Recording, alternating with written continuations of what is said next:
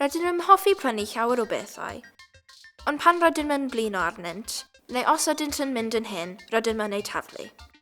Yn aml, maent wedi'i gwneud o ddeunyddiau un tro, neu rai cymysg nad oes modd hawdd i'w gwahanu. Felly'r safle terlennu â nhw, mae hyn yn wael i'r amgylchedd. Economi linellol rydym yn galw hyn. Ond bydd economi gylchol yn dileu gwastraff, drwy gair bwlch a throi gwastraff o un peth yn anoddau i greu pethau arall. I wreiddi economi gylchol, rhaid i ni ail-ddylunio ein pethau.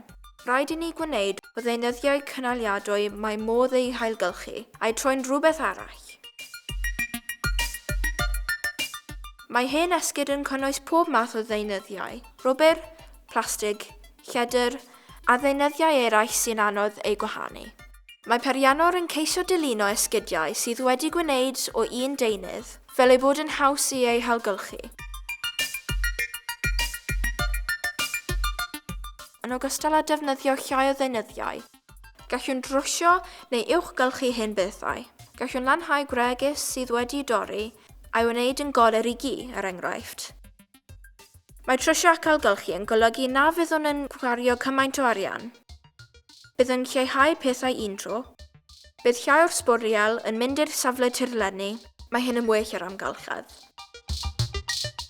Oherwydd yr angen i ail-ddyluno pethau, mae peiriannwr yn ymchwilio i ddefnyddiau a strwythuriau sydd ym myd natur.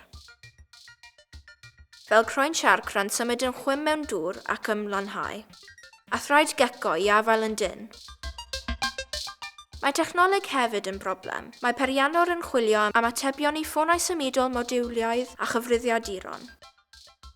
Felly, pan fydd darn bach o dechnoleg yn torri, byddai modd rhoi un newydd yn ei le neu ei ddiweddaru, a pharu i ddefnyddio'r un ddyfais.